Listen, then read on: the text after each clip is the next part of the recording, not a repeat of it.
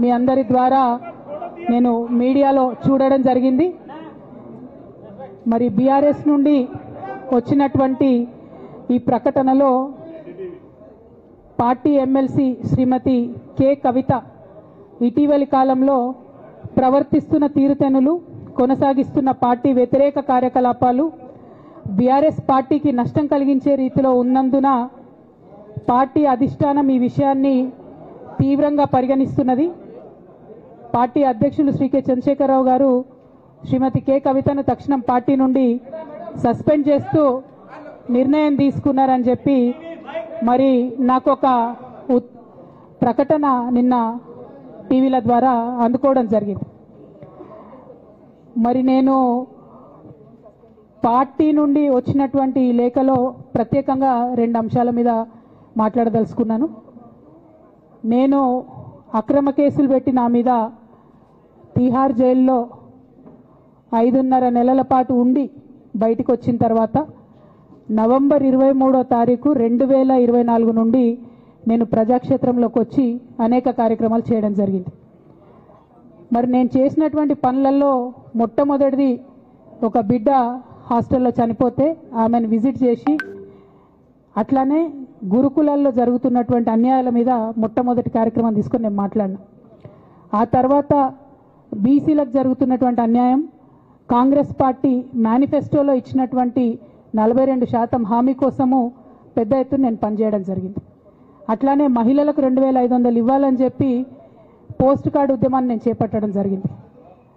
పెద్దవాళ్లకు పెన్షన్లు పెంచాలని నేను ఉద్యమాలు చేయడం జరిగింది. తెలంగాణ తల్లి స్వరూపాన్ని మారిస్తే అట్లెట్లా మారుస్తారని రౌండ్ టేబుల్ సమావేశం పెట్టినాం. బనకచర్లు అక్కడ కడుతున్నారంటే దాని మీద రౌండ్ టేబుల్ సమావేశం పెట్టినాం. ఓవరాల్గా తెలంగాణ ప్రాజెక్టులు, అందుబాటులో ఉన్నటువంటి నీళ్లు, వీటన్నిటి మీద కూడా రౌండ్ టేబుల్ పెట్టినాం. భద్రాచలం దగ్గర 5 గ్రామాలు ముంపు సమస్య ఉంది, ఎవరు పట్టించుకుంటలేరంటే వాళ్ళని పిలిపించుకొని రౌండ్ టేబుల్ సమావేశం పెట్టి ప్రభుత్వం మీద ఒత్తిడి తీసుకొచ్చే కార్యక్రమం చేసినాం. ముఖ్యమంత్రి గారి సొంత జిల్లా మహబూబ్ నగర్లో భూ నిర్వాసితులకు అన్యాయం జరుగుతుందంటే నారాయణపేట నియోజకవర్గం వెళ్ళి వాళ్లకు మద్దతుగా మేము నిలబడి రావడం జరిగింది. అట్లానే 47 నియోజకవర్గాలలో బీఆర్ఎస్ కండువా బాజాప్తా కప్పుకొని, గులాబీ కండువా బాజాప్తా కప్పుకొని ఎక్కడికి పోతే అక్కడ రావుల చంద్రశేఖర్ రెడ్డి గారిని రిక్వెస్ట్ చేసి భవన్ నుంచి అక్కడ ఉండేటటువంటి బీఆర్ఎస్ నాయకులకు అఫీషియల్ కమ్యూనికేషన్ చేపించి ప్రతి ఒక్క బీఆర్ఎస్ నాయకులకు, కార్యకర్తలకు మాట్లాడి ఆయా పర్యటనలకు వెళ్ళినప్పుడు అందరినీ కలుపుకొని బాజాప్తా గులాబీ కండువా వేసుకొని 47 నియోజకవర్గాలు నవంబర్ 23, 2024 నుండి ఈ రోజు వరకు నేను పర్యటన చేసి అనేక ప్రజా సమస్యల మీద మాట్లాడడం జరిగింది. మరి ఇవన్నీ పార్టీ వ్యతిరేక కార్యకలాపాలు అన్నది నాకు అర్థం కాలేదు. ఎట్లా వ్యతిరేక కార్యకలాపాలు అవుతాయన్నది కూడా ఒకసారి పార్టీ పెద్దలు పునరాలోచించుకోవాలని చెప్పి నేను రిక్వెస్ట్ చేస్తూ ఉన్నాను. అదేవిధంగా మరి బీసీల కోసం నేను పోరాటం చేస్తుంటే అట్లెట్లా మాట్లాడుతుంది, ఇట్లెట్లా మాట్లాడుతుంది, పార్టీకి వ్యతిరేకంగా మాట్లాడుతుంది. అరే, నేను కాంగ్రెస్ పెద్దల మీద ఒత్తిడి తీసుకొస్తుంటే బీసీలకు 42% అమలు చేయాలంటే ఏది పడితే అది చిల్వల్ పల్వల్గా నా మీద రాపించడం, ప్రచారం చేయడం, చాలా దారుణమైనటువంటి పనులు పార్టీలో ఉన్నటువంటి కొందరు పని కట్టుకొని, కత్తి కట్టుకొని నా మీద చేయడం జరిగింది. అట్లానే నేను ఒక మాట ఏమన్నా, సామాజిక తెలంగాణ సాధన కోసం నేను కట్టుబడి ఉన్నా అన్న. దానిలో తప్పేముంది?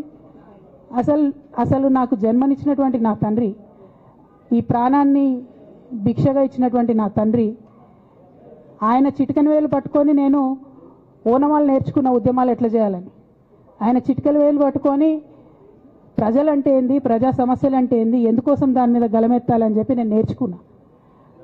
ఆ నాయకుడి స్ఫూర్తిగానే నేను సామాజిక తెలంగాణ మాట్లాడినా.